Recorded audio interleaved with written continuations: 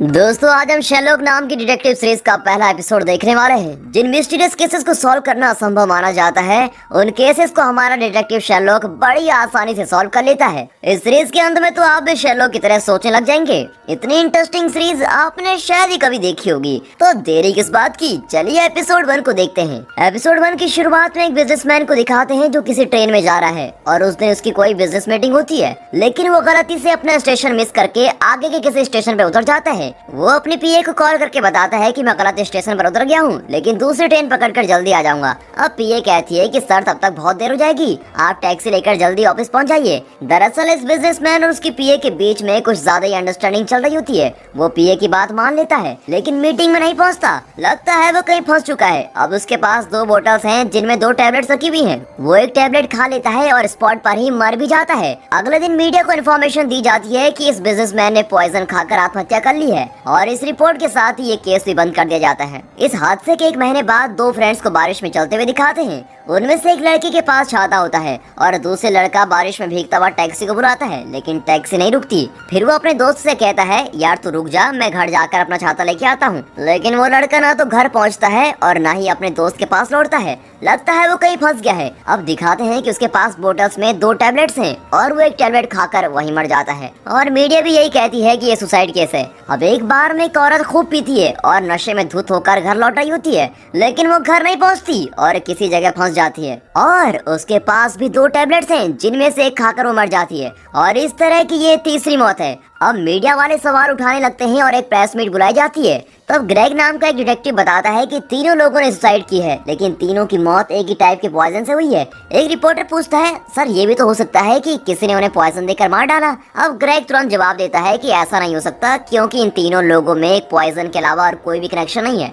अब प्रेस का एक आदमी पूछता है, तो फिर क्या ये एक सीरियल किलर का काम है? ग्रेग उनके सवालों का जवाब नहीं देता और किसी तरह मैनेज कर रहा होता है। तभी वहाँ बैठे सभी लोगों के फोन पर रॉन्ग रॉन्ग करके मैसेज आने लगता है। अब ग्रेग जानता है कि ये मैसेज कौन भेज रहा है। उससे भी एक मैसेज आता है कि तुम तो जानते हो कि मैं कौन हूँ, और मैसेज के अंत में एसएच करके सेंडर का नाम होता है। और ग्रेग जानता है कि एसएच और कोई नहीं, शेरलॉक होम्स है। हमें भी तो जानना है कि ये एसएच है कौन, लेकिन उससे पहले हमें जॉन वाटसन नाम के आदमी को जानना होगा। जॉन एक आर्मी डॉक्टर है और अफगानिस्तान में लड़ाई के दौरान जॉन की आंखों के सामने उसके सारे साथी मर गए थे। जॉन को भी गहरी चोट आई थी जिसके कारण वो ठीक से चल नहीं पाता। अब जॉन आर्मी से रिटायर हो गया है, लेकिन वहाँ हुई घटनाएं अभी भी उसके दिमाग में चलती रहती हैं और इसी वजह से वो एक थेरेपिस्ट को कंसल्ट कर रहा है। अब उसकी थेरेपिस्ट उसको बताती है कि जॉन, तुम्हारी जिंदगी में जो भी हुआ है या हो रहा है उन्हें तुम एक ब्लॉग बनाकर इंटरनेट में जरूर पोस्ट करो, शायद इससे तुम्हारा माइंड थोड़ा हल्का हो जाए। अब जॉन को भी ये बात ठीक लगती है। अब एक दिन जॉन पार्क में चल रहा होता है कि अचानक पीछे से आवाज आती है, अरे यार वाटसन, कैसे हो तुम? जॉन मुड़कर देखता है पर वो उस आदमी को जानता भी नहीं। अब जॉन को कंफ्यूजन में देखकर वो आदमी कहता है, यार मुझे नहीं पहचाना, मैं हूँ माइक। तब जाकर वाटसन को याद आता है कि माइक उसका पुराना दोस्त है। तो बताओ वाटसन, लाइफ में क्या चल रहा है? वाटसन कहता है, मैं तो ठीक हूँ यार, लेकिन मैं एक घर की तलाश में हूँ। अब जिस घर में रहते हो वहाँ क्या प्रॉब्लम है? वाटसन कहता है, मैं और मेरा रूममेट मिलकर घर का रेंट देते थे, लेकिन अब वो इंग्लैंड छोड़कर जा रहा है और मेरी पेंशन भी कम है और उसमें मुझे अपना इलाज भी करवाना पड़ता है। मैं अकेला उस घर का रेंट नहीं दे सकता, इसलिए मैं सोचता हूँ कि घर खाली करके किसी के साथ रूम शेयर कर लूँ, लेकिन मेरे साथ रूम शेयर करेगा कौन? इस पर माइक चौंक कर कहता है, अरे यार वाटसन, बिल्कुल यही शब्द अभी मेरे दोस्त ने मुझसे कहे। उसे भी रूम रेंट की प्रॉब्लम है और वो एक रूममेट को ढूंढ रहा है, तुम उसके साथ क्यों नहीं चल जाते? अब वाटसन पूछता है, तुम्हारे दोस्त का नाम क्या है? माइक कहता है, उसका नाम है शेरलॉक होम्स, चलो मैं अभी तुम्हें उससे मिलवाता हूँ। अब ये कहकर माइक वाटसन को लेके जाता है। एक हॉस्पिटल की लैब में शेरलॉक कुछ कर रहा होता है, तब माइक और वाटसन वहाँ आते हैं। माइक को देखकर शेरलॉक कहता है, मुझे अपना मोबाइल दो, एक टेक्स्ट मैसेज भेजना है। माइक अपना मोबाइल ढूंढता है और फिर कहता है, सॉरी शेरलॉक, मैं अपना मोबाइल कोट पॉकेट में भूल गया हूँ। तब वाटसन अपना फोन शेरलॉक को देता है और मोबाइल लेकर शेरलॉक 2-3 सेकंड उसे और वाटसन को देखता है और तुरंत पूछता है, अफगानिस्तान या इराक? वाटसन की कुछ समझ में नहीं आता और पूछता है, क्या मतलब? मतलब ये कि तुम्हारे पैर में चोट आई है ना? वाटसन सोच में पड़ जाता है कि चोट तो आई है, लेकिन यह हादसा अफगानिस्तान या इराक में हुआ है, ये इसको कैसे पता? फिर वो बताता है कि ये चोट अफगानिस्तान में ही लगी थी। एक और बात है वाटसन, तुम्हें वायलिन की आवाज से कोई प्रॉब्लम तो नहीं है ना? मैं घर में रोज वायलिन बजाता हूँ और इससे मेरा दिमाग और तेज सोचने लगता है। तुम मेरे रूममेट बनने वाले हो, इसलिए सोचा तुम्हें बता दूं, कहीं बाद में कोई प्रॉब्लम ना हो। वाटसन को शौक पे शौक मिल रहा होता है। वो पूछता है कि हमने एक शब्द भी नहीं कहा, पर फिर भी तुमको कैसे पता कि मैं रूम शेयरिंग के बारे में बात करने वाला हूँ? शेरलॉक बहुत ही कैजुअली कहता है कि बात एकदम सिंपल है। आज सुबह ही मैंने माइक से इस बारे में बात की। अब माइक तुम्हें मेरे पास लाया है तो इसका मतलब तो यही हुआ ना कि तुम मेरे साथ रूम शेयर करना चाहते हो। तो दोस्त वॉटसन, मुझे तुम्हारे साथ रहने में कोई प्रॉब्लम नहीं है, कल घर पे मिलते हैं, ओके? और ये कहकर शेरलॉक वहाँ से जाने लगता है। सुनिए भाई साहब, एक्सक्यूज मी, आप तो अपनी धुन में ही लगे हुए हैं। मैं तुम्हारे बारे में कुछ नहीं जानता, तुम्हारा नाम तक नहीं जानता, और तुम कहते हो कि घर पर मिलेंगे। अरे तुम्हारे घर का एड्रेस कौन बताएगा? और वॉटसन के सवाल सुनकर शेरलॉक कहता है, मैं तुम्हें खूब जानता हूँ, तुम एक आर्मी डॉक्टर हो और अफगानिस्तान में रह चुके हो। तुम्हारा एक भाई है जो दारू के बिना जिंदा नहीं रह सकता और इस वजह से उसकी पत्नी उससे अलग हो चुकी है। तुम अफगानिस्तान में बुरी तरह से घायल हुए थे और पैर में चोट आई थी। इन सब की वजह से दिमागी तौर पर तुम बहुत ही अपसेट हो। तुम एक थेरेपिस्ट को भी कंसल्ट कर रहे हो। वॉटसन चौंक कर खड़ा का खड़ा ही रह जाता है। अब ये आदमी है कौन जो मेरी पूरी जन्म कुंडली बता रहा है? तो वॉटसन, मैं हूँ शेरलॉक होम्स, मेरे घर का एड्रेस है 221 बेकर स्ट्रीट। और इतना कहकर शेरलॉक बहुत कैजुअली वहाँ से चला जाता है। अब उस रात एक घर को दिखाते हैं जहाँ पिंक कलर ड्रेस पहनी हुई एक लड़की एक बोतल खोलती है और उसमें से एक टैबलेट निकाल कर खाती है और ये लड़की भी स्पॉट पर ही मर जाती है और इस तरह ये होने वाली चौथी मौत है। अगला दिन वॉटसन शेरलॉक के दिए हुए एड्रेस पर पहुंच जाता है और दोनों में बातें होने लगती है। शेरलॉक, ये घर एकदम सड़क के ऊपर है, लगता है रेंट बहुत ज्यादा होगा। शेरलॉक कहता है, हाँ ये बहुत महंगी जगह है, लेकिन घर की ओनर मिसेस हडसन ने मुझे थोड़ा डिस्काउंट दिया है, इसलिए मेरा रेंट थोड़ा कम है। लेकिन शेरलॉक, उन्होंने तुम्हें कम रेंट भी क्यों दिया है? बात यह है वॉटसन कि उनके पति को फांसी की सजा हुई थी। ठहरो शेरलॉक, आगे मैं बताता हूँ। और तुमने उनके पति को फांसी की सजा से बचाया था, am I right? नहीं वॉटसन, दरअसल उसे फांसी की सजा मैंने ही दिलवाई थी और इसीलिए खुश होकर मिसेस हडसन ने मेरा रेंट कम कर दिया। ये कहकर शेरलॉक वॉटसन को अंदर लेके जाता है। घर बहुत ही बढ़िया होता है। शेरलॉक, मैंने इंटरनेट पे तुम्हारी वेबसाइट देखी, द साइंस ऑफ डिडक्शन। ओह, जानकर खुशी हुई वॉटसन, पर वहाँ पर तुम्हें कुछ इंटरेस्टिंग लगा? इंटरेस्टिंग? क्या बात करते हो शेरलॉक? उसमें लिखी हुई हर बात मुझे तो एकदम इम्पॉसिबल लगी। लिखा था कि एक आदमी का टाई देखकर तुमने पता लगा लिया कि वो एक सॉफ्टवेयर इंजीनियर है और दूसरे आदमी का सिर्फ अंगूठा देखकर तुमने जान लिया कि वो एक एयर पायलट है। क्या तुम्हें सब ढोंग नहीं लगता? शेरलॉक कहता है, ढोंग नहीं वॉटसन, तुम्हारा सर पैर और हाथ देखकर मैंने जान लिया था कि तुम एक आर्मी ऑफिसर हो। तुम्हारा मोबाइल देखकर जाना कि तुम्हारा भाई पियक्कड़ है और उसकी पत्नी से उसकी नहीं बनती थी। क्या तुम्हें लगता है कि ये सब भी ढोंग था? वॉटसन की बोलती बंद हो जाती है। तब वहाँ घर की ओनर मिसेस हडसन आती है और बड़े प्यार से शेरलॉक को डांटती है कि ये घर का क्या हाल बना रखा है शेरलॉक। फिर एक न्यूज़पेपर को देखकर पूछती है, क्या तुमने न्यूज़ पढ़ी? एक ही पॉइजन से 3 लोग मर गए हैं। तब शेरलॉक खिड़की से देखता है कि एक पुलिस कार आ रही है और कहता है, 3 आई मिसेस हडसन, चौथा कत्ल भी हो चुका है। कार से डिटेक्टिव ग्रेग उतर कर आता है और शेरलॉक से कहता है कि चौथा खून भी हो चुका है। जैसा तुमने कहा बिल्कुल वैसा ही एविडेंस हमें इस कत्ल में मिला है, प्लीज जल्दी चलकर इस बार देख लो। शेरलॉक कहता है, मैं जरूर आऊंगा, लेकिन पुलिस कार में नहीं, टैक्सी में आऊंगा। और ओके कहकर ग्रेग चला जाता है। अब उसके जाते ही यहाँ शेरलॉक खुशी से झूम रहा होता है। वाह सुपर, 3 कत्ल हो चुके हैं और चौथे कत्ल में कुछ एविडेंस मिला है। इतना मेरे लिए काफी है, मैं खूनी को आसानी से ढूंढ निकालूंगा। फिर ओनर से कहता है कि आप प्लीज जरा घर की सफाई कर दीजिए, मुझे जरूरी काम आ गया है और देर से ही लौटूंगा। और ये कहकर वो निकलता है। अब ओनर कहती है, शेरलॉक, मैं तुम्हारी नौकरानी नहीं, इस घर की मालकिन हूँ, समझे? बिल्कुल समझ गया हूँ मिसेस हडसन। और ऐसा कहकर वो चला जाता है। यहाँ वॉटसन जरा उदास बैठा होता है और ओनर से पूछता है कि क्या मुझे एक कप चाय मिलेगी? ओनर कहती है कि तुम्हें क्या अलग से बताना पड़ेगा, मैं इस घर की मालकिन हूँ, नौकरानी नहीं। तब वॉटसन कहता है, समझ गया, तो फिर चाय के साथ 2 बिस्कुट भी दे दीजिए। फिर वो पेपर पढ़ने लगता है और तभी वहाँ शेरलॉक आकर कहता है, वॉटसन, तुम एक आर्मी डॉक्टर हो ना, मतलब तुम्हें कई लाशें देखनी होंगी, क्या तुम मेरे साथ चलकर इस केस में मेरी मदद कर सकते हो? हाँ हाँ, क्यों नहीं। ये कहकर वॉटसन शेरलॉक के साथ चल देता है। जाते जाते चिल्लाता है कि मिसेस हडसन, मेरी चाय कैंसल। मिसेस हडसन चिढ़कर फिर चिल्लाती है कि मैं मालकिन हूँ, मालकिन। शेरलॉक और वॉटसन एक टैक्सी में जाते हैं। वॉटसन शेरलॉक को देख रहा होता है। अब शेरलॉक कहता है, क्या बात है वॉटसन, मेरे लिए कोई सवाल है क्या? सवाल यह है कि तुम कौन हो और क्या करते हो और इस वक्त कहाँ जा रहे हैं हम? शेरलॉक कहता है, गैस करो। वो कहता है, मेरे ख्याल से तुम एक प्राइवेट डिटेक्टिव हो, लेकिन पुलिस कभी प्राइवेट डिटेक्टिव की हेल्प नहीं लेती। शेरलॉक बताता है कि मैं प्राइवेट डिटेक्टिव नहीं बल्कि कंसल्टिंग डिटेक्टिव हूँ। पूरी दुनिया में सिर्फ मैं ही ये काम करता हूँ, क्योंकि इस काम और नाम का आविष्कार मैंने ही किया है।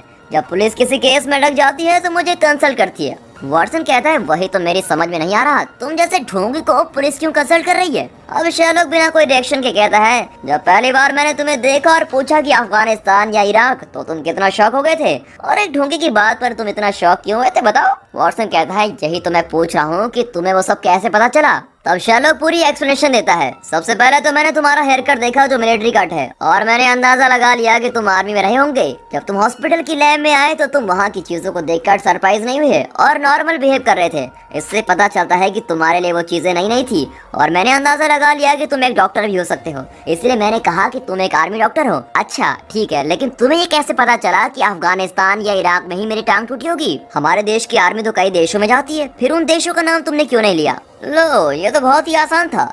मैंने तुम्हारे हाथ को ध्यान से देखा तो तुम्हारी कलाई का ऊपरी हिस्सा गोरा और नीचे का हिस्सा ब्राउन था। मतलब ये कि तुम जरूर तेज गर्मी वाले देश में रहे होंगे, और हमारे देश की आर्मी जिन देशों में है उनमें से ज्यादातर गर्मी वाले देश सिर्फ अफगानिस्तान और इराक हैं। मिल गए तुम्हें सारे जवाब? चलो ये भी ठीक है, लेकिन मेरे भाई की लाइफ स्टोरी का तुम्हें कैसे पता चला? याद है मैंने मैसेज करने के लिए तुम्हारा मोबाइल लिया था। वो मोबाइल बहुत ही कॉस्टली लग रहा था, वो तुम्हारा हो ही नहीं सकता, क्योंकि अगर उतना कॉस्टली मोबाइल तुम खरीद सकते तो इस तरह रूम शेयर नहीं कर रहे होते, है ना?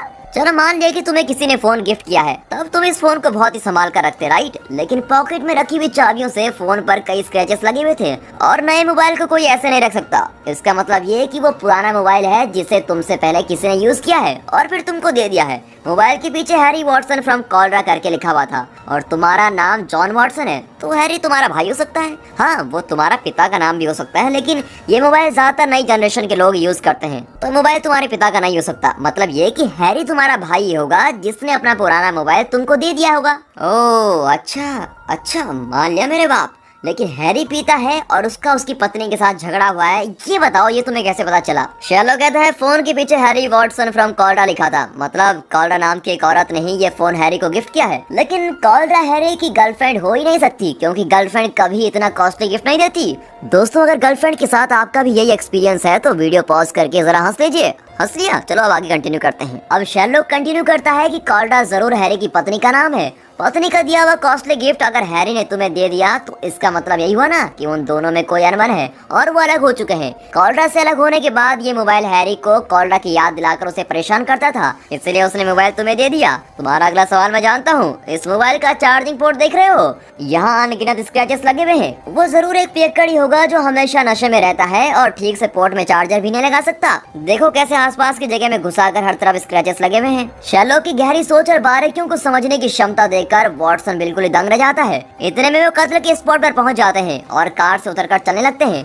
तब शेरलॉक पूछता है, क्यों वॉटसन, मेरा सारा अनुमान ठीक निकला कि नहीं? अनुमान तो ठीक था, लेकिन हैरी मेरा भाई नहीं, वो मेरी बहन है। ओह नो, इस बात तो मेरा ध्यान क्यों नहीं गया? फिर दोनों कत्ल के स्पॉट पर पिंक कलर ड्रेस पहनी हुई लड़की की लाश देखते हैं, और मरने से पहले उसने अपने नाखूनों से लकड़ी के फ्लोर पर रैचे करके लिखा होता है। वहाँ एंडरसन नाम का एक फॉरेंसिक ऑफिसर आता है जो कहता है रैचे एक जर्मन शब्द है, इसका मतलब है कि रिवेंज। फिर वो लड़की का क्रेडिट कार्ड देखकर बताता है कि इस लड़की का नाम जेनिफर है और ये एक जर्मन है। इन्फॉर्मेशन के लिए थैंक यू, ये कहकर शेरलॉक एंडरसन के मुंह पर दरवाजा बंद कर देता है। दरअसल शेरलॉक और एंडरसन की बिल्कुल भी नहीं बनती, और अब शेरलॉक और वॉटसन लाश को अच्छी तरह से चेक करते हैं, और वॉटसन शेरलॉक को कुछ बातें बताता है। फिर शेरलॉक ग्रेग को बताता है कि जेनिफर जर्मनी से नहीं, कार्डिफ नाम के शहर से आई है। तुम ये कैसे कह सकते हो? ग्रेग के सवाल का जवाब देते हुए शेरलॉक कहता है कि जेनिफर का ड्रेस गीला है, इसका मतलब है कि वो बारिश में भीगती भी आई थी, लेकिन उसके पास एक छाता है जो बिल्कुल सूखा है। मतलब ये कि छाता होने के बावजूद जेनिफर ने उसको नहीं खोला।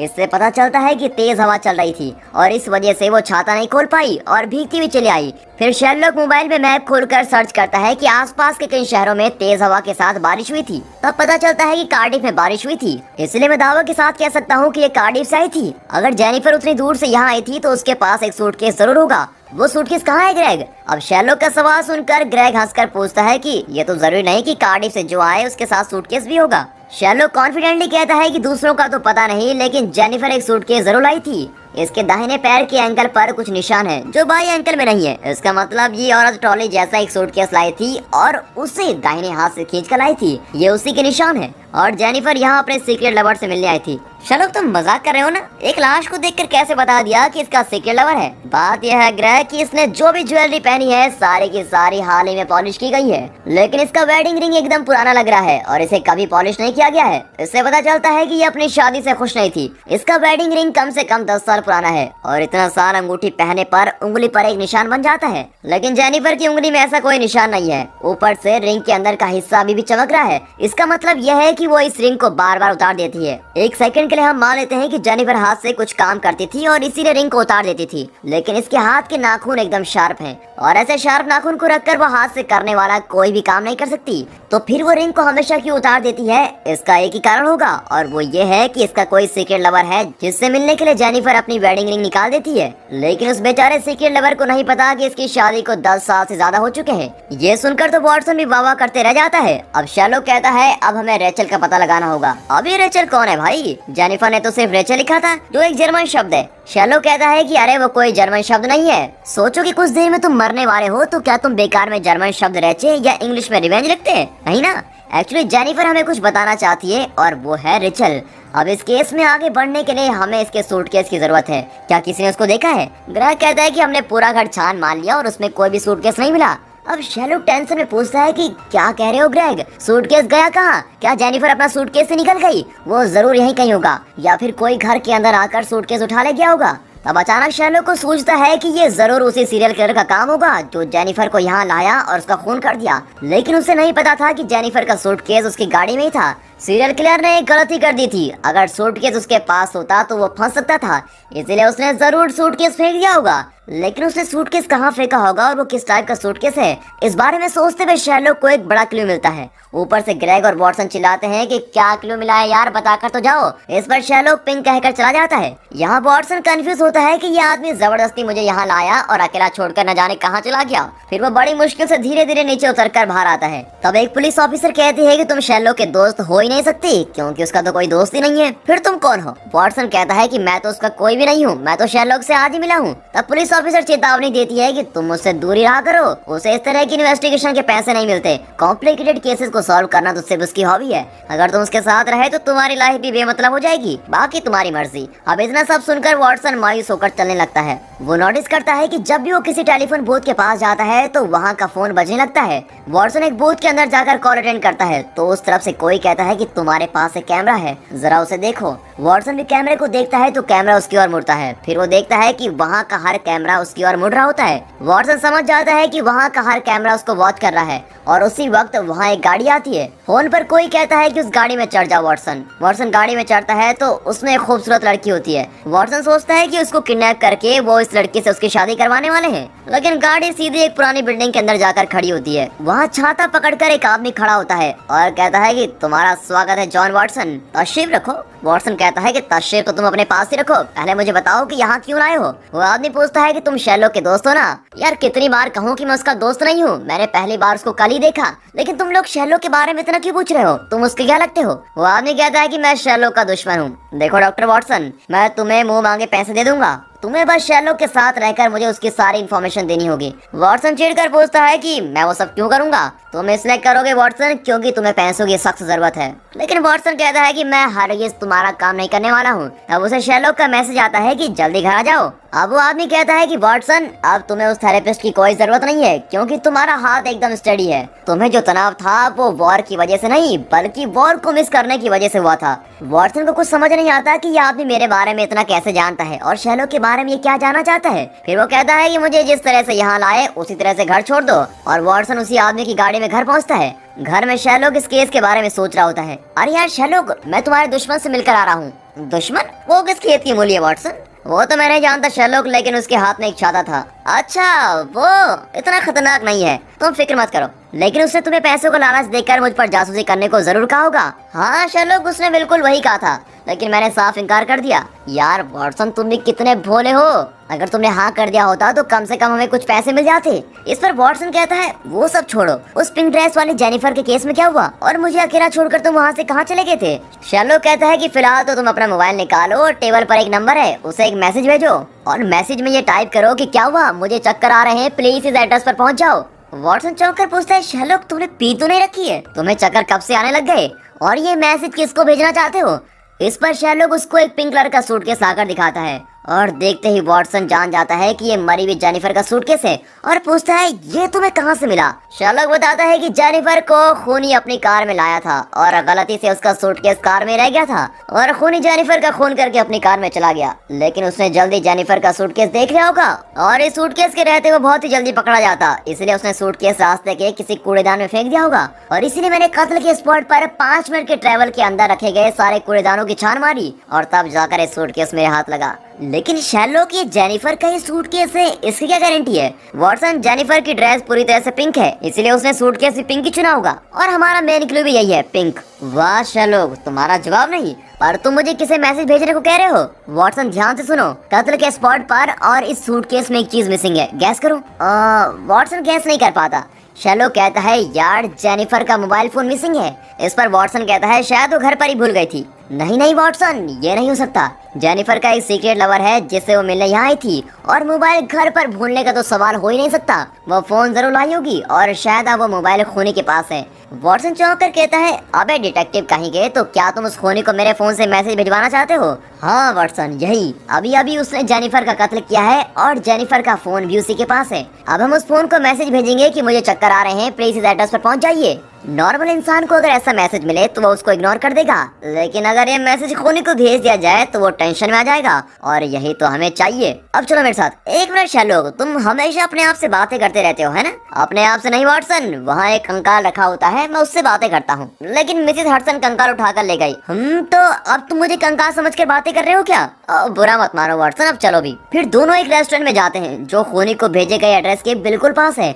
अब रेस्टोरेंट का ओनर शर्लॉक को देखते ही उसके ऊपर प्यार बरसाने लगता है और कहता है सर आप जो मर्जी जितनी मर्जी खा लीजिए, आपके लिए तो सब फ्री है। दरअसल किसी केस में ये ओनर जेल जाने वाला था और शर्लॉक ने इसको बचाया था। दोनों खूनी का इंतजार कर रहे होते हैं और तब एक टैक्सी आकर रुकती है। टैक्सी वहाँ बहुत देर खड़ी रहती है। शर्लॉक कातिल का प्लान समझ जाता है कि अगर वो प्राइवेट गाड़ी में आता तो आसानी से पकड़ा जाता, इसीलिए वो टैक्सी लेकर पैसेंजर की तरफ वहाँ आया था। तब टैक्सी वहाँ से निकलती है और शर्लॉक और वॉटसन उसके पीछे भागते हैं, लेकिन शर्लॉक एक गाड़ी से टकराकर नीचे गिर जाता है और शर्लॉक के उठकर भागने तक बहुत देर हो चुकी थी। तब शर्लॉक गैस करता है कि टैक्सी सीधी जा रही थी, पर कार उस रास्ते से नहीं जा सकती क्योंकि आगे रोड का रिपेयर चल रहा है, इसलिए उसको वन वे में जाना होगा और वो भी वन वे की तरफ मुड़ता है और इस तरह यहीं से शर्लॉक गैस कर लेता है कि टैक्सी कौन सा रूट लेने वाली है। फिर दोनों शॉर्टकट से जाते हैं, वहाँ के मकानों के अंदर से घुसकर और बिल्डिंग पर चढ़कर किसी तरह उस टैक्सी को पकड़ लेते हैं। शर्लॉक टैक्सी के पैसेंजर को देख लेता है पर कहता है ये खूनी नहीं। अब वॉटसन कहता है कि इसके मुंह पर क्या लेबल लगा हुआ है कि ये खूनी नहीं है?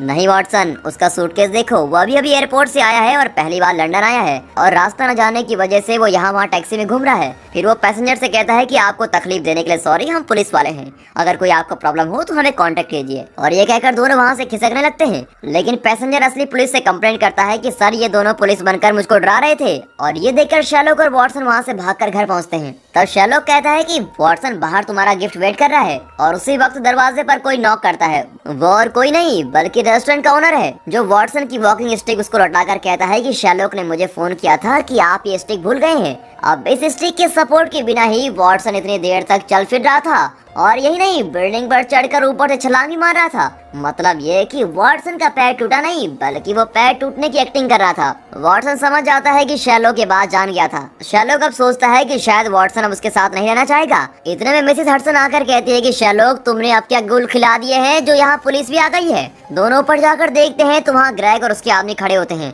ग्रेग पूछता है कि शर्लॉक तुमने मुझे इन्फॉर्म क्यों नहीं किया कि तुम्हें जेनिफर का सूटकेस मिल गया है? ग्रेग तुम एक पुलिस ऑफिसर होकर इस तरह घर का दरवाजा तोड़कर अंदर नहीं आ सकते। ग्रेग कहता है कि इस केस का इंपॉर्टेंट एविडेंस तुमने अपने पास छुपा कर रखा है, उल्टा चोर कोतवाल को डांटे, हम तो यहाँ ड्रग्स की तलाश में आए हैं। शर्लॉक चौंक कर कहता है क्या ड्रग्स और मेरे घर में? तब एक पुलिस ऑफिसर पूछती है कि तुम अपने घर में मरे हुए लोगों की आंखें भी रखते हो? शर्लॉक कहता है कि हाँ मैंने साइंस लैब से मंगवाई थी। वो पूछती है वो तो ठीक है लेकिन तुमने इन्हें माइक्रोवेव ओवन में क्यों रखा है? शर्लॉक कहता है कि ये मेरा एक्सपेरिमेंट है और तुम उसको टच मत करो, उसको वहीं रख दो। वहाँ एंडरसन भी आया होता है जिससे शर्लॉक बहुत ही चिढ़ता है। ग्रेग कहता है कि शर्लॉक मैं तुम्हें इस केस में लाया था, मुझे इन्फॉर्म किए बिना तुम अकेले फैसला मत लिया करो। और जेनिफर ने नाखूनों से रिचे करके लिखा हुआ था, वो रिचे नहीं रेचल है जो जेनिफर की बेटी है। शर्लॉक कहता है कि तो फिर जल्दी से रेचल को बुलाइए, मुझे उससे सवाल करने हैं। वो कहते हैं कि हम उसको नहीं बुला सकते क्योंकि वो 14 साल पहले मर गई थी। ग्रेग जो लड़की 14 साल पहले मर गई थी अब उसका नाम जेनिफर क्यों लिखेगी? ये भी तो पॉसिबल है कि खूनी ने रेचल के नाम से जेनिफर को टॉर्चर करके उसको जहर देकर मार डाला हो। ग्रेग कहता है नहीं वॉटसन, ये 14 साल पहले की बात है, ऊपर से जेनिफर का सीक्रेट लवर भी है, वो जहर खाकर क्यों मरेगी? इस बारे में शेरलॉक बहुत ही सोच रहा होता है और दूसरे ऑफिसर यहाँ वहाँ घूम रहे होते हैं। तब मिसेस हडसन आकर कहती है कि शेरलॉक तुमने टैक्सी बुक की थी ना? शेरलॉक कहता है मैंने तो कोई टैक्सी बुक नहीं की, और ये कहकर फिर गैरी सोच में चल जाता है। मिसेस हडसन पूछती है कि वॉटसन ये पुलिस ने घर में क्या हाल बना दिया है? मिसेस हडसन पुलिस को लगता है कि यहाँ ड्रग्स छुपा कर रखे गए हैं। ड्रग्स और मेरे घर में, ये कैसे हो सकता है? इनकी बातें सुनकर शेरलॉक और भी टेंशन में आकर चिल्लाता है कि मुंह बंद करके रखने के कितने पैसे लेंगे आप लोग? कुछ देर के लिए चलना फिरना बंद कर दो, सांस लेने की आवाज भी नहीं आनी चाहिए। एंडरसन तुम उस तरफ घूम जाओ, क्योंकि तुम्हारा मुंह देखकर मेरा दिमाग बिल्कुल नहीं चलता। अब एंडरसन चौंक जाता है कि भाई मेरे मुंह से क्या प्रॉब्लम है, लेकिन शेरलॉक नीचे टैक्सी तुम्हारा इंतजार कर रही है। अब शेरलॉक फिर चिल्लाता है कि मुंह बंद कीजिए मिसेस हडसन। वो बेचारी चुपचाप नीचे चली जाती है। शेरलॉक दिमाग को टटोल रहा होता है कि मरते वक्त जेनिफर ने रिचल का नाम ही क्यों लिखा। तब शेरलॉक को एक बात स्ट्राइक करती है कि जेनिफर ने जानबूझकर अपना मोबाइल और सूटकेस टैक्सी में छोड़ा होगा, क्योंकि वो जानती थी कि वो जल्दी मरने वाली है और वो हमें अपने खूनी के बारे में क्लू देना चाहती थी, इसलिए उसने मरते वक्त रिचल लिखा था। समझ गए आप लोग? लेकिन वहाँ किसी के भेजे में उसकी बात नहीं आती और वे शेरलॉक को टुकर टुकर देख रहे होते हैं। अब शेरलॉक चौंक जाता है कि भाई ये कैसी टीम है जहाँ सभी के सभी बेवकूफ हैं। वॉटसन जेनिफर के सूटकेस में एक ईमेल एड्रेस है, वो मुझे दो। दरअसल वो एक मी फोन टाइप का ईमेल एड्रेस है। मी फोन एक ऐप है जिसमें अगर ईमेल एड्रेस और पासवर्ड एंटर करने पर उस ईमेल एड्रेस का अकाउंट लोकेशन ट्रेस किया जा सकता है। तो वे ईमेल एड्रेस डालते हैं। अब पासवर्ड क्या हो सकता है? पासवर्ड है रिचल। जेनिफर ने यही क्लू देना चाहा था। रिचल करके पासवर्ड एंटर करने पर उस मोबाइल की लोकेशन ट्रेस हो जाती है। इसी बीच मिसेस हडसन आकर कहती है कि शेरलॉक नीचे टैक्सी ड्राइवर कुछ ज्यादा ही बकबक कर रहा है, तुम आकर उससे निपटो प्लीज। अब शेरलॉक चिढ़कर कहता है देखिए मैंने कोई टैक्सी बुक ही नहीं की है, मैं एक जरूरी काम कर रहा हूँ प्लीज। तभी मी फोन ऐप उस मोबाइल का लोकेशन दिखाता है और ये क्या, मोबाइल तो इसी घर में है। शेरलॉक शॉक होकर सोचने लगता है कि ये हो क्या रहा है। तब उसे ख्याल आता है ओ माय गॉड, वो टैक्सी बिना बुक किए ये टैक्सी यहाँ क्या कर रही है? इतना ही नहीं, इन चारों कत्लों के बीच एक कॉमन चीज है टैक्सी। खूनी का पहला शिकार वो बिजनेसमैन था जो टैक्सी पकड़कर ही मीटिंग के लिए निकला था। फिर बारिश में भीगता हुआ लड़का भी टैक्सी पकड़कर ही गया था और बार में वो लड़की भी शराब पीकर टैक्सी में गई थी और आखिर में जेनिफर भी टैक्सी में ही थी। इस बीच शेरलॉक को एक मैसेज आता है कि मेरे साथ चलो, और ये मैसेज बाहर खड़ा टैक्सी ड्राइवर ही भेज रहा था। शेरलॉक बाहर जाने लगता है। वॉटसन के पूछने पर वो बताता है कि यहाँ रहकर मुझसे सोचा नहीं जा रहा है, मैं जरा बाहर जाकर आता हूँ। अब ये कहकर वो बाहर जाता है और टैक्सी ड्राइवर को देखता है। ओह तो तुम हो सीरियल किलर। एक्चुअली पहले भी हम तुमको लगभग पकड़ चुके थे, लेकिन उस दिन रेस्टोरेंट के बाहर जब तुम्हारी टैक्सी आई तो हमें लगा कि पैसेंजर ही खूनी है, लेकिन असली खूनी तो तुम हो, टैक्सी के ड्राइवर। खूनी मुस्कुराकर कहता है तुमने तो ठीक पहचाना, टैक्सी ड्राइवर होने की वजह से मुझ पर कोई शक नहीं करता और मैं जहाँ जाना चाहता हूँ वहाँ जा सकता हूँ। अरे अपनी कहानी रहने दो, पहले ये बताओ कि तुमने उन 4 लोगों का क्या किया और कैसे उनको मारा? मैंने किसी का खून नहीं किया है सर, मैंने तो सिर्फ उनसे बातचीत की थी और उसके बाद उन्होंने खुदकुशी कर ली। मैं जानता हूँ कि ऊपर पुलिस है और अगर तुम उनको बुलाओगे तो वो मुझको अरेस्ट भी कर लेंगे, लेकिन तुम्हें ये कभी पता नहीं चल पाएगा कि मैंने उन चारों से क्या बात की थी। अगर सच्चे डिटेक्टिव हो तो मेरे साथ मेरी टैक्सी में चलो, मैं तुमसे भी वही बातें करूंगा और तुम भी खुदकुशी कर लोगे। अब खूनी की बात शेरलॉक को बहुत ही इंटरेस्टिंग लगती है और सच्चाई जानने के लिए वो टैक्सी में बैठकर जाता है। वॉटसन उसे देखकर दूसरों से कहता है कि शेरलॉक टैक्सी में बैठकर चला गया है। इस पर ग्रेग और उसके आदमी भी बिना टाइम वेस्ट किए वहाँ से निकलते हैं। अब शेरलॉक उस खूनी ड्राइवर के साथ टैक्सी में जा रहा होता है। टैक्सी में कुछ फोटोज लगी होती हैं जिनसे शेरलॉक को कुछ क्लूज मिलते हैं। अब शेरलॉक पूछता है कि वो कौन है जो तुम्हें इस काम के लिए उकसा रहा है? ड्राइवर कहता है कि वो तुम्हारा फैन है। इससे आगे वो और कोई डिटेल्स नहीं बताता। अब इतने में वे कॉलेज के पास पहुंचते हैं और कॉलेज में सफाई का काम चल रहा होता है और इस वजह से गेट खुला होता है। दोनों चुपचाप अंदर चले जाते हैं। ड्राइवर कहता है आओ शेरलॉक यहीं बैठो, तुम मुझे यहाँ क्यों लाए हो? यहीं पर तो तुम मरने वाले हो। ऐसा कहकर ड्राइवर 2 छोटे बोतल्स निकाल कर रखता है जिनमें 2 टैबलेट्स होती हैं। तुम्हारे फैन ने मुझे बताया कि तुम बहुत ही समझदार हो और तुम्हारी वेबसाइट देखकर तो बड़े बड़े एक्सपर्ट्स भी दांतों तले उंगली चबा लेते हैं। लेकिन शेरलॉक पूछता है तुम पहले ये बताओ कि वो कौन सा मेरा फैन है जो तुम्हें खून करने के लिए उकसा रहा है? वो तो मैं नहीं बता सकता शेरलॉक। चलो गेम शुरू करें। तो इन दोनों टैबलेट्स में से एक जानलेवा है और उसको खाते ही तुम मर जाओगे और दूसरा एकदम नॉर्मल है जिससे तुम्हें कोई नुकसान नहीं पहुँचेगा। इनमें से कौन सा नॉर्मल है और कौन सा जहरीला ये मैं जानता हूँ, लेकिन तुम नहीं जानते। शेरलॉक पूछता है मैं ये बेकार सा गेम क्यों खेलूं? इससे मुझे क्या फायदा है? यही तो मजे की बात है शेरलॉक, तुम अपनी मर्जी से कोई भी टैबलेट खा सकते हो, लेकिन तुम्हारे खाने के बाद जो भी टैबलेट बचेगा वो मैं खा लूंगा। जिसकी किस्मत अच्छी होगी वो जिंदा रहेगा और दूसरा मर जाएगा। मैंने ये गेम 4 बार खेला है और एक भी बार नहीं हारा और किसी को मेरे बारे में एक छोटा सा भी सुराग नहीं मिला है। अब शेरलॉक कहता है ओह ये बात है, मैंने टैक्सी में आते वक्त देखा कि तुमने शेविंग की हुई है। तुम्हारे गले में थोड़ा सा शेविंग क्रीम लगा हुआ है। अगर तुम्हारे घर में कोई रहता तो तुम्हें बताता कि गले में शेविंग क्रीम लगा है, मतलब ये कि तुम्हारे घर में कोई नहीं रहता और तुम बिल्कुल अकेले हो और अकेलेपन में जी रहे हो। टैक्सी में एक फोटो था जिसमें 2 बच्चे हैं और अपनी माँ के साथ थे, लेकिन तुमने उनकी माँ का चेहरा फाड़ रखा था और अगर वो जिंदा नहीं होती तो तुम उसकी फोटो को इस तरह नहीं फाड़ते। मतलब वो जिंदा है और जरूर तुम्हारी पत्नी ही है, लेकिन तुम दोनों के बीच झगड़ा हुआ है और दोनों अलग अलग हो गए हो। वो बहुत ही पुरानी फोटो थी लेकिन तुमने उसको बहुत ही अच्छी तरीके से फ्रेम किया हुआ है। मतलब तुम उन दोनों बच्चों से बहुत प्यार करते हो, लेकिन तुम्हारी पत्नी बच्चों को तुमसे अलग करके अपने साथ ले गई है और इस बात को तुम बर्दाश्त नहीं कर पाते। और सुनोगे, तुम्हारी ड्रेस लगभग 3 साल पुरानी है और इस वजह से तुम पर किसी का ध्यान भी नहीं जाएगा। बड़ी चालाकी से प्लान किया है तुमने और तुम 4 लोगों के साथ इतना रिस्की गेम खेलने के लिए तैयार थे जिसमें तुम्हारे मरने के भी चांसेस थे। अब शैलो की बातें सुनकर ड्राइवर मान जाता है कि हाँ, तुम तो बिल्कुल ठीक कहते हो। मुझे कैंसर है और मैं बहुत ही जल्दी मर जाऊंगा और मैं एक मामूली टैक्सी ड्राइवर हूँ। मेरे मरने के बाद मेरे बच्चों को कोई पैसा नहीं मिलेगा, लेकिन इस सीरियल किलर के काम में मुझको बहुत पैसे मिलते हैं। मुझे एक स्पॉन्सर भी मिला है, मैं जितने खून करूंगा वो उतने पैसे बच्चों के नाम पर जमा कर देगा। अब शैलोक पूछता है कि कौन है वो स्पॉन्सर। शैलोक, मेरा स्पॉन्सर तुम्हारा फैन है, लेकिन उसके बारे में मैं तुमको कुछ नहीं बताऊंगा। अब शैलोक कहता है तो ठीक है, तुम भी सुन लो, मैं ये गेम नहीं खेलूंगा। अब इस पर ड्राइवर शैलोक पर गन पॉइंट रखता है, पर शैलोक जरा भी नहीं डरता। अब ड्राइवर शैलोक को शूट करता है, लेकिन वो गन असली नहीं होती बल्कि एक लाइटर होता है। शैलोक कहता है कि तुमने मुझे क्या समझ रखा है, मैं खूब जानता हूँ कि क्या असली है और क्या नकली। अपना गेम किसी और के साथ खेलना। यह कहकर शैलोक वहाँ से निकलता है। तब ड्राइवर कहता है कि कम से कम इन दोनों में से एक टैबलेट को छांट तो लो, मैं जानना चाहता हूँ कि इस गेम में तुम जीते या मैं।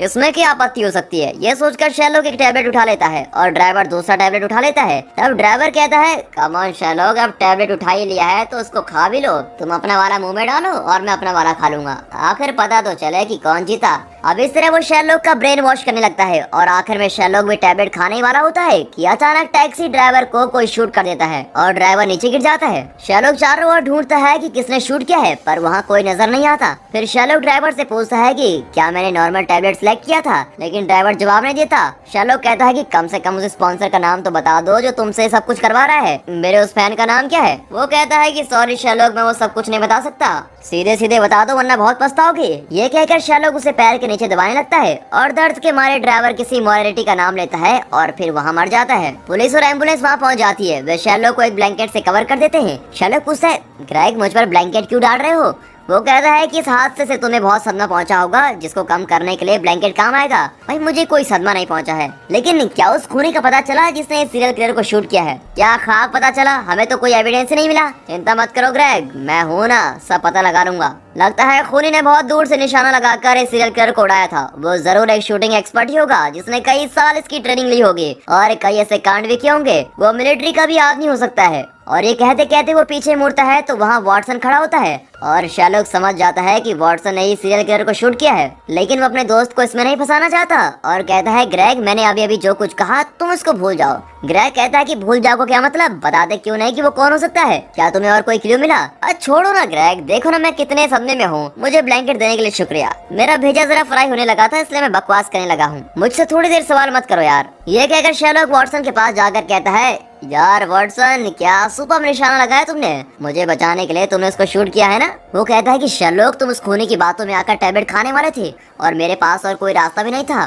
थैंक्स वॉटसन, लेकिन मैं टैबलेट खाने वाला थोड़ी ना था, मैं तो सिर्फ एक्टिंग कर रहा था, लेकिन तभी तुमने उसको शूट कर दिया। मुझे तो ये भी नहीं पता कि मैंने सही टैबलेट उठाया था या जहर वाला। वो कहता है कि जो भी हो शैलोक, तुम जिंदा तो हो और यही बहुत है। अब बातें करते हुए दोनों चलने लगते हैं। तब वहाँ छाता लेकर वही आदमी आता है जिसने वॉटसन को शैलोक की जासूसी करने को कहा था। अब उसे देखकर शैलोक कैजुअली कहता है, हे माइक्रोफ्ट, क्या हाल है। तब जाकर वॉटसन को पता चलता है कि इस आदमी का नाम माइक्रोफ्ट है और ये शैलोक का भाई है। शैलोक, मैं तो समझा था कि ये कोई क्रिमिनल मास्टरमाइंड है। वॉटसन, एक बार ध्यान से उसका मुंह तो देखो, ये तुम्हें क्रिमिनल नजर आता है। ये उससे भी ज्यादा पहुंची हुई चीज है यार। मेरा भाई ब्रिटिश गवर्नमेंट के सीक्रेट सर्विस में काम करता है, इंटेलिजेंट है लेकिन मास्टरमाइंड नहीं। ओके वॉटसन, अब हम दोनों को मिलकर बहुत काम करना है। इस तरह भी अपने दूसरे केस की ओर बढ़ते हैं। इन दोनों को बातें करते हुए देख माइक्रोफ्ट हैरान जाता है, क्योंकि शैलोक आज तक किसी से भी इस तरह घुल मिलकर बातें नहीं करता था और ना ही उसका कोई दोस्त था। लेकिन वॉटसन के साथ शैलोक की दोस्ती देखकर तो लगता है कि अब इनको कोई नहीं रोक सकता।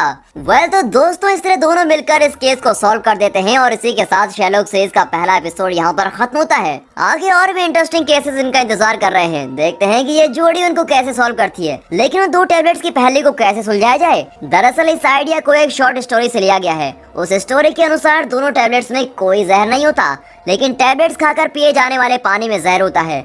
सीरियल किलर हमेशा जहरीला पानी लिए नहीं घूमता, वो सिर्फ उन्हें ही जहरीला पानी देता है जिन्हें वो मारना चाहता है। तो चाहे कोई कितना भी सोचकर किसी भी टैबलेट को उठा ले, उसकी मौत तो बिल्कुल निश्चित है, क्योंकि सीरियल किलर उनको जहरीला पानी देता है। अब ये तो शॉर्ट स्टोरी की बात थी, लेकिन इस एपिसोड में किसी को पानी पीते नहीं दिखाया गया है। लगता है इस कहानी में एक टैबलेट तो जरूर जहरीली होगी। अब शैलोक ने जो टैबलेट चुना उसमें जहर हो भी सकता था और नहीं भी। अब इस पहेली को सॉल्व करना ऑडियंस पर ही छोड़ दिया गया है। तो आपको क्या लगता है, अगर शैलोक वो टैबलेट खा लेता तो क्या वो जिंदा बच पाता या भगवान को प्यारा हो जाता? कमेंट्स में जरूर बताइए और